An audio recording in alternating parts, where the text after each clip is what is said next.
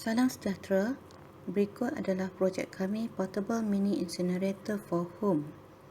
Kami akan membentangkan projek ini yang diwakili oleh Nur Izzati, Siti Nazatul di bawah seliaan Dr. Ruslawati. Peningkatan penjanaan sisa pekerja menjadi semakin tinggi dan meningkatnya tahap urbanisasi.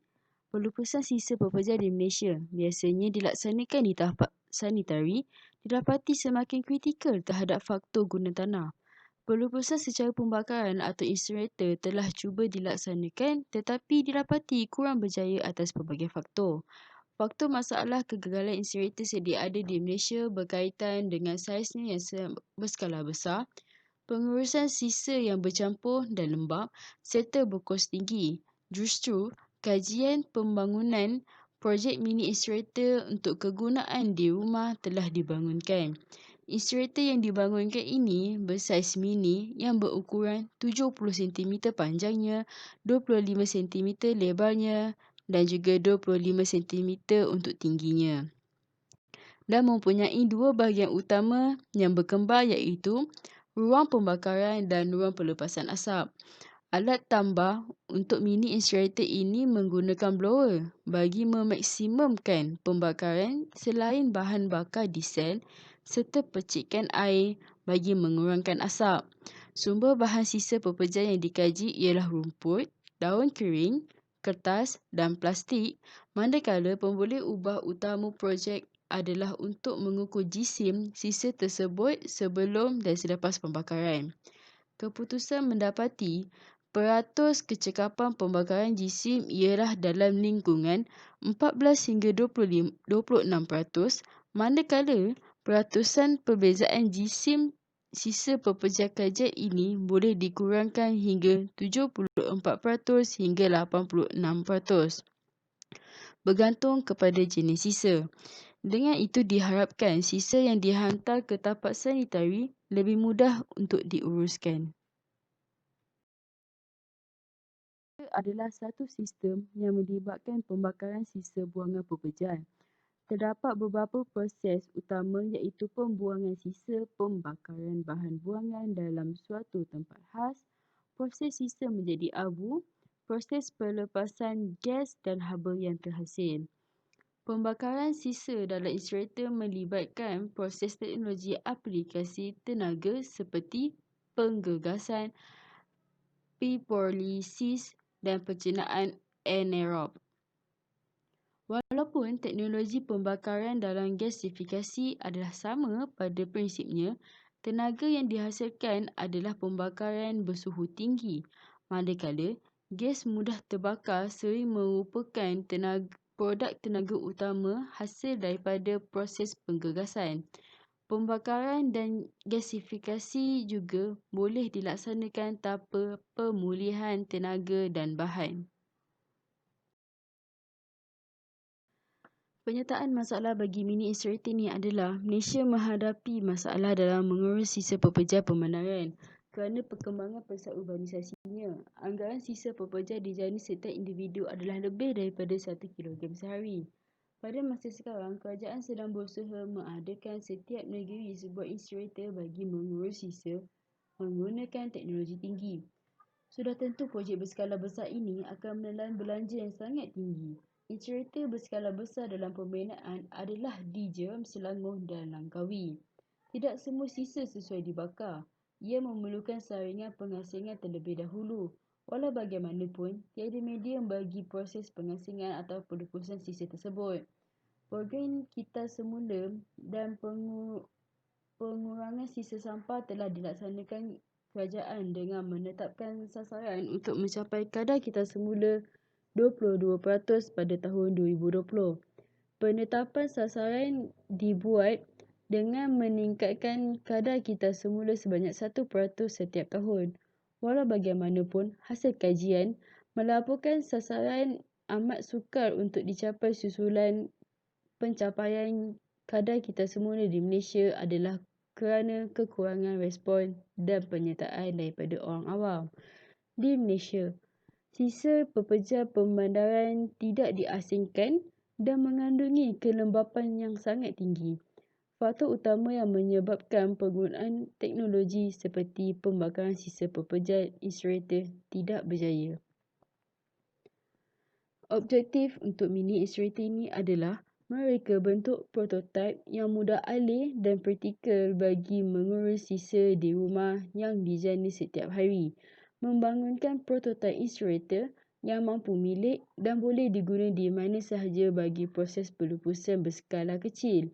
Menyelidik dan menguji ciri-ciri fizikal prototipe dalam proses pelupusan sisa iaitu pemboleh ubah jisim sisa sebelum dan selepas, masa pengeringan dan juga suhu pengeringan.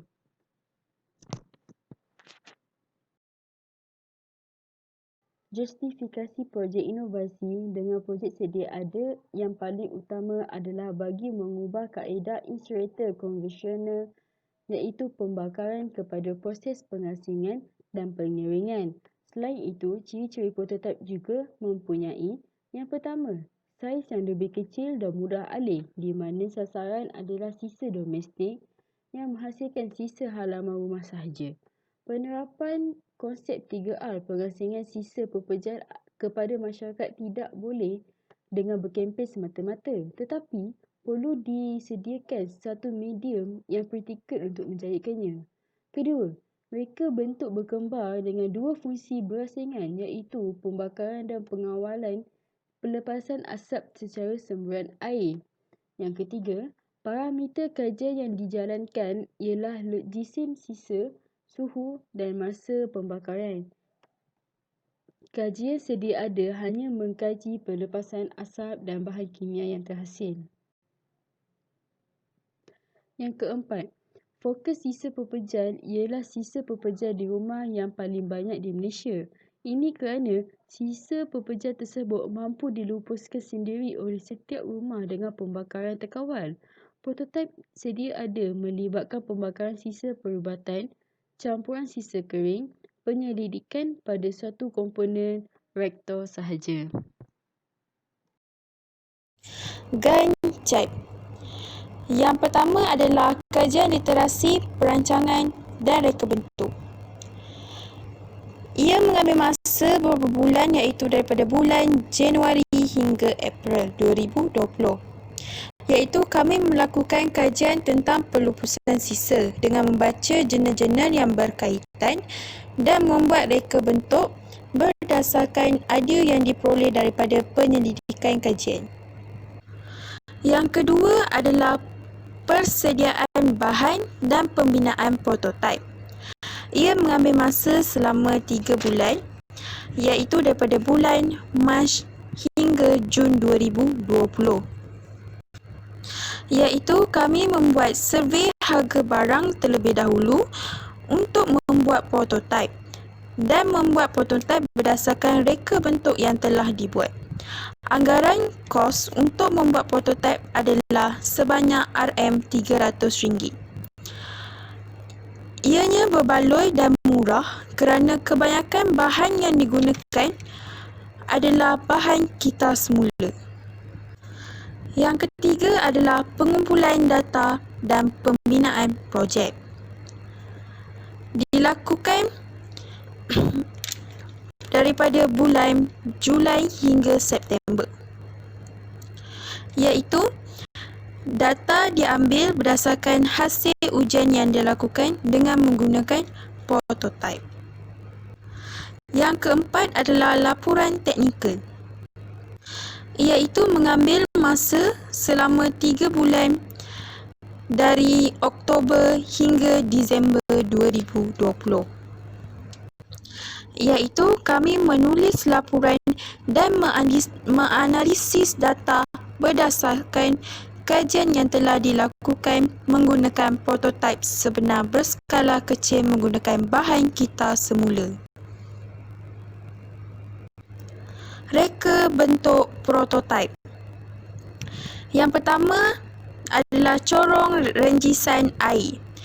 Diperbuat daripada aluminium yang mudah dilenturkan untuk prototipe. Berfungsi sebagai laluan untuk asap keluar.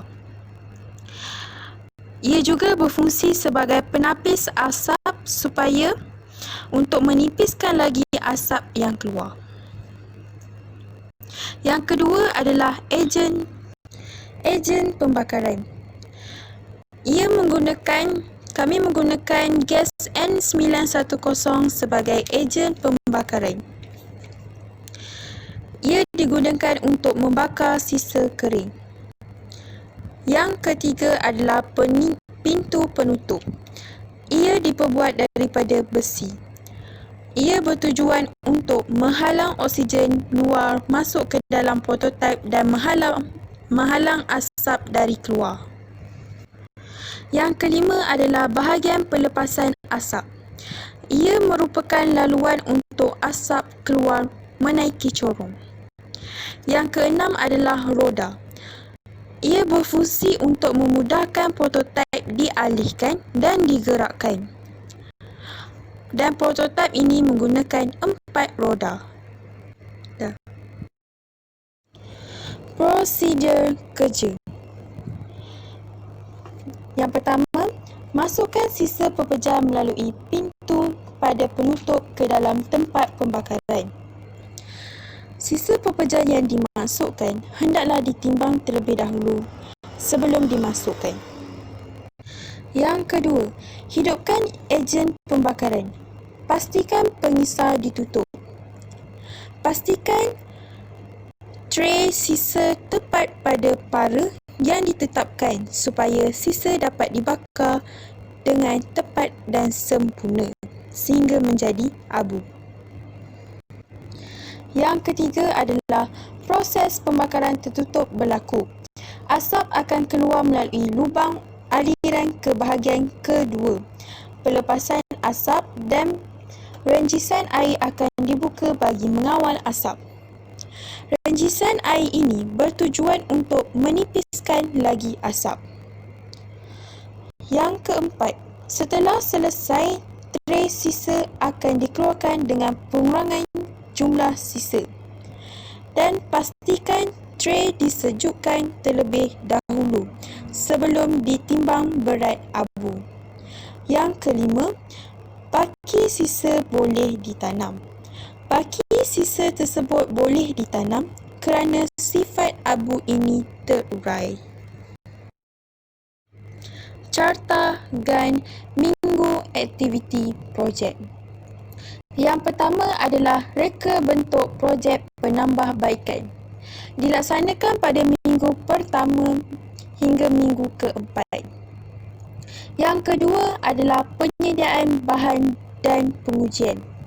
Dilaksanakan pada minggu pertama hingga minggu keempat. Yang ketiga adalah pembinaan prototipe 1. Dilaksanakan pada minggu pertama hingga minggu keempat. Yang keempat adalah tambah baik prototipe 2. Dilaksanakan pada minggu kedua hingga minggu keempat. Yang kelima adalah tambah baik prototipe 3. Dilaksanakan pada minggu kelima hingga minggu ketujuh. Yang keenam adalah test prototipe. Dilaksanakan pada minggu ke-6 hingga minggu ke-10. Yang ketujuh adalah data collection pilot study. Dilaksanakan pada minggu ke-6 hingga minggu ke-8. Yang ke-8 adalah actual data collection. Dilaksanakan pada minggu ke-8 hingga minggu ke-13.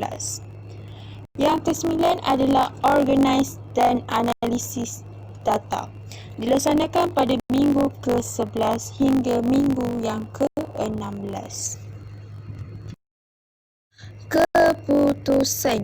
Keputusan di slide tersebut adalah keputusan ujian yang dilakukan untuk melihat keberkesanan prototipe.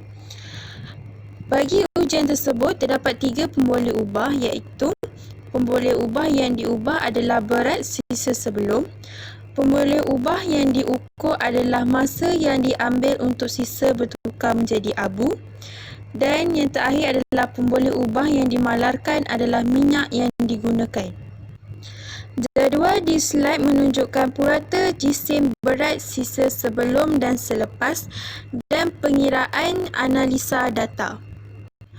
Bagi purata jisim berat sisa sebelum dan berat sisa selepas bagi rumput kering, berat sisa sebelum adalah 70 gram dan berat sisa selepas adalah 12.967 gram. Yang kedua adalah kotak. Berat sisa sebelum adalah 163.333 gram, manakala berat sisa selepas adalah 43 gram. Yang ketiga adalah kertas. Berat sisa sebelum adalah 140 gram dan berat sisa selepas adalah 36 gram. Dan yang terakhir adalah daun-daun kering. Berat sisa sebelum adalah 70 gram dan berat sisa selepas adalah 9.467 gram. Masuk kepada pengiraan analisa data. Bagi beza jisim rumput kering adalah 57.033. Yang kedua adalah kotak 120.333. Yang ketiga adalah kertas. Beza jisim adalah 104. Dan yang terakhir adalah daun-daun kering. Beza jisim adalah 60.533. Bagi peratus beza jisim adalah, bagi rumput kering adalah 81.476. Yang kedua adalah kotak-kotak 73.673. Yang ketiga adalah kertas. Peratus beza jisim adalah 74.286. Yang keempat adalah daun-daun kering iaitu 86.476. Bagi peratus kecekapan pula, bagi rumput kering adalah sebanyak 18.524. Bagi kotak adalah 26.327. Bagi kertas adalah 25.714 dan yang terakhir adalah daun-daun kering 13.524. Peratus perbezaan jisim sisa sebelum dan selepas pembakaran adalah antara 74% hingga 86%. Manakala peratus kecekapan pembakaran jisim sisa pula adalah antara 14% hingga 26%. Hasil analisis ini membuktikan bahawa kajian yang dilakukan adalah berjaya mencapai objektif kajian.